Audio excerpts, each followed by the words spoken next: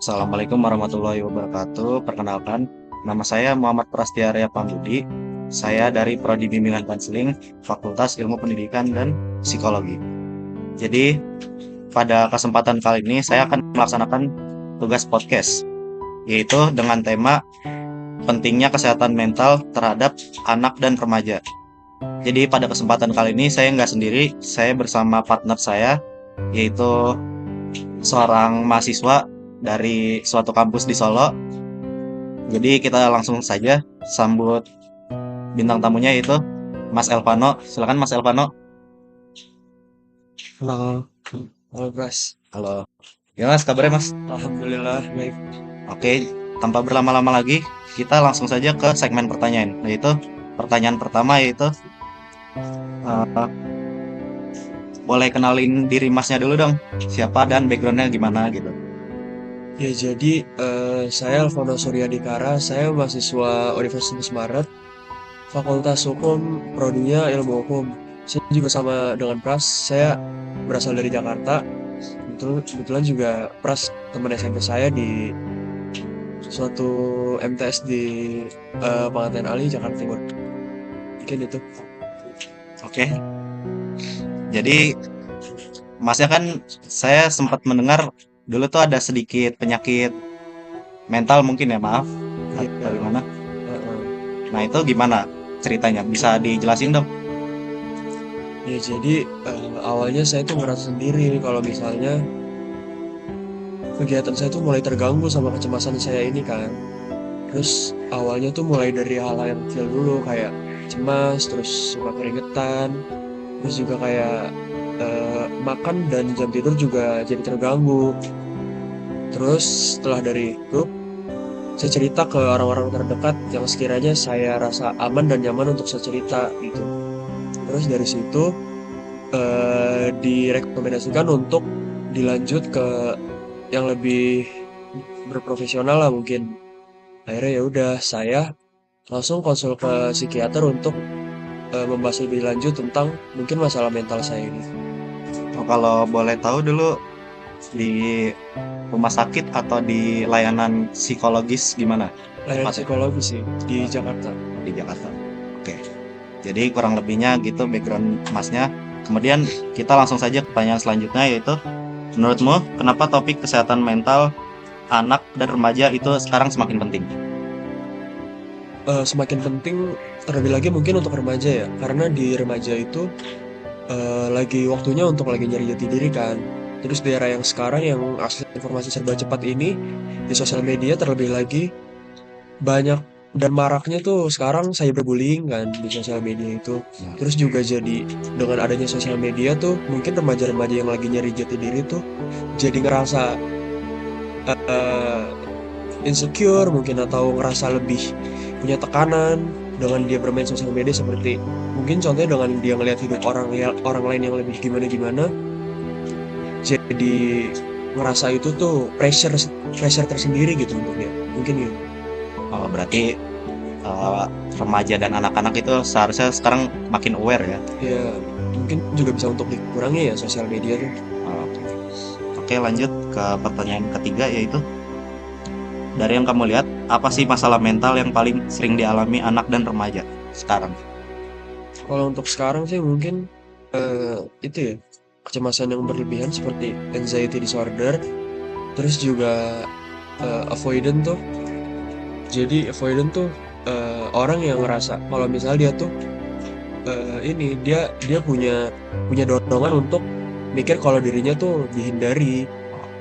Jadi dia dengan sendirinya tuh kayak ngedorong diri diri dia sendiri dari orang banyak gitu. Itu mungkin. Dan mungkin pemicunya ada yang dari insecurities mungkin ya. Iya, bisa juga. Oh, gitu. Oke. Jadi kurang lebihnya seperti itu.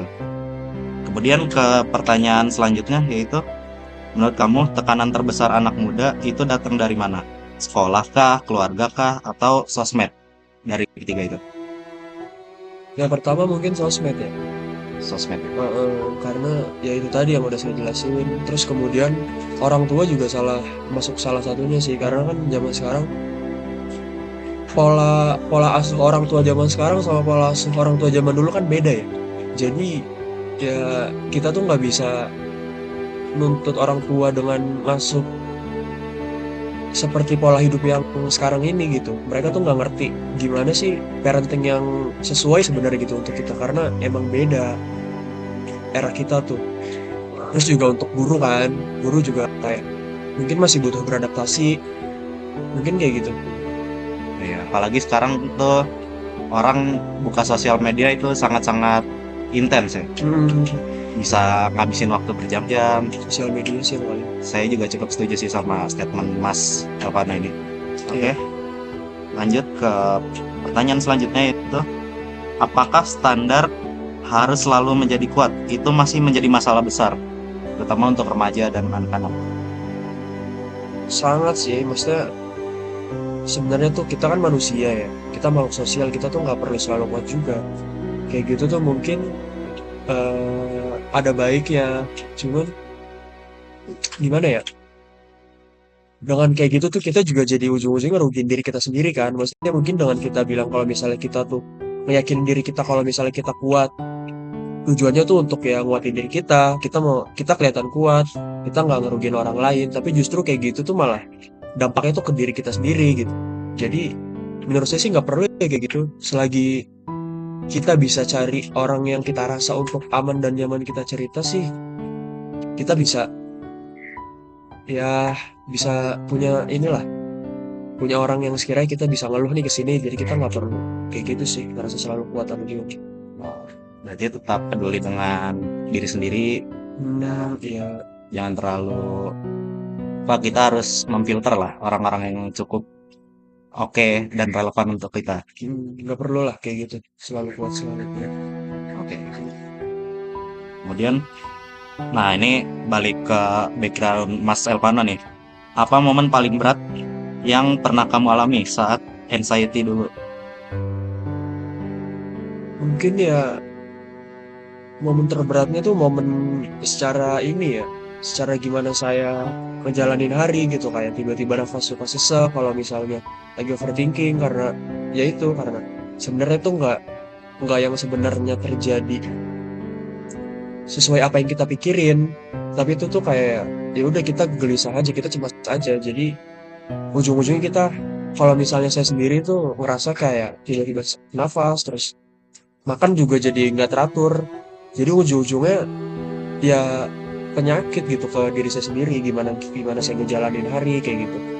Berarti terjangkit anxiety itu nggak bisa itu ya, diprediksi. Jadi kayak tiba-tiba kambuh gitu. Ya bisa dibilang kayak gitu. Oke. Kemudian pertanyaan selanjutnya yaitu, waktu itu kamu sadar sendiri atau ada orang yang bantu ngenalin masalahnya? Itu tadi yang saya bilang, kalau saya tuh awalnya ngerasa kayak gitu kan, kayak cemas, terus suka meremehkan sendiri, gelisah yang berlebihan. Terus saya untungnya saya punya temen yang sekiranya saya rasa aman dan nyaman untuk saya cerita, terus direkomendasikan untuk ditindaklanjut ke yang lebih. Ke psikiater, Ya. layanan psikologis. Jadi awalnya saya sadar sendiri, baru cerita ke teman yang sekiranya saya itu. Kemudian hal pertama yang kamu lakuin buat mulai pulih itu apa?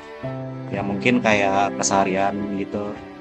Nah itu sebenarnya sebelum saya terima saran teman saya untuk lanjut ke psikiater, saya coba untuk gimana caranya saya tuh mau nyembuhin diri saya sendiri dulu gitu, nggak langsung ujuk-ujuk ke psikiater. Saya coba ya tenangin diri saya sendiri, kayak coba untuk atur nafas, olahraga yang teratur, terus juga ya itu cerita cerita ke temen yang tadi itu kan, terus kayak ya udah itu mungkin. Tapi itu pas berusaha untuk nyembuhin diri sendiri itu kurang efektif ya? Iya, jadi saya rasa ini udah kayaknya harus untuk ditindaklanjuti sama yang lebih profesional ya. Baik. Jadi selanjutnya yaitu, pernah ngerasa mau nyerah nggak? Terus gimana cara bangkitnya dari kayak dulu kan anxiety itu? Pernah banget sih. Itu maksudnya kayak iya pernah banget. Tapi untungnya itu saya punya teman yang selalu support saya, teman untuk saya cerita, teman untuk saya ngeluh. Kayak gitu sih. Berarti environment is a key ya. Ya, Kurang lebih gitu. Oke. Selanjutnya itu seberapa penting support system menurut kamu? Ya, tadi udah dijelaskan ya. iya penting banget, sangat penting lah. Maksudnya kayak bukan bukan berarti dengan support system tuh kita kasih masalah kita yang gini ke dia, itu nggak kayak gitu. Jadi sekedar untuk kita punya orang yang kita bisa cerita, itu tuh udah lumayan nenangin kita, lumayan ngerasa kita bikin kayak misalnya lagi di kampung, itu tuh kayak kita bisa cerita ke orang tuh kayak lumayan membuat saya ngerasa lebih ringan sih kayak gitu. Berarti role-nya itu seperti advisor aja ya, bukan? Terus juga ngedengerin tuh itu lumayan bikin ringan banget sih. Oke. Kemudian menurutmu tanda-tanda awal anak atau remaja mentalnya lagi nggak baik itu apa aja sih? Itu ya mungkin kayak kelihatan kok kalau misalnya orang itu cemas berlebihan. Sekiranya dia punya teman yang peduli itu, kita bisa ngelihat gimana perubahan orang ini dari sebelumnya dia punya hobi yang dia sukain, terus tiba-tiba dia kayak nggak tertarik atau kayak ninggalin gitu aja. Terus perubahan fisiknya juga itu kelihatan banget kalau misalnya dia sekiranya dampak penyakit itu. Berarti kita bisa menganalisa dengan cara melihat perilakunya yang berubah gitu, Dari perilaku dan juga fisik sih. fisik. Ya. Oke, lanjut. Kemudian ke pertanyaan ke-12 yaitu kalau teman kita mengalami itu maksudnya penyakit kesehatan mental tertentu ya. Sikap yang paling tepat harus bagaimana? Ya itu sih, karena yang tadi saya bilang kalau misalnya punya teman cerita tuh suatu apa ya, suatu berkah yang wah banget lah kalau misalnya kita lagi ngerasa kayak gitu dan kita punya teman cerita. Jadi mungkin sekiranya kita punya teman yang terdampak, bisa dibilang gitu, kita jadi orang pendengarnya aja. Sekiranya kita bisa kasih dia saran, kita coba kasih, tapi jangan jangan dijudge, jangan dipaksa untuk lu cerita dong ke gua, lu kenapa belakangan ini berubah kayak gitu. Enggak, tapi kita biarin dia untuk sekiranya dia mau cerita, kita selalu dengerin. Kalau misalnya kita bisa kasih saran, kita kasih saran kayak gitu mungkin. Berarti kita harus menjadi pendengar yang baik ya kalau untuk Ya, teman yang mungkin terjangkit atau gimana. Oke. Kemudian pertanyaan selanjutnya itu kapan seseorang sebaiknya mulai ke profesional? Nah, ini tepat banget mungkin ya. Eh, Pertanyaan yang sangat-sangat strategis mungkin. kalau itu sih saya nggak bisa tahu gimana persisnya ya. Cuman kalau saya, ya itu tadi yang saya bilang, saya udah ngerasa kalau misalnya itu udah ngeganggu banget. Saya udah nggak cukup kalau misalnya cuman sekedar didengerin, cuman sekedar dikasih saran dan saya lakuin, itu nggak cukup untuk bikin saya lebih tenang, lebih aman gitu. Jadi saya ikut rekomendasi teman saya untuk lanjut ke profesional yang lebih paham lah gitu. Mungkin kayak gitu. Kemudian pesan apa sih yang pengen kamu sampaikan ke anak-anak muda yang lagi ngerasa capek gitu dan cukup tekan mental health-nya? Pesan saya mungkin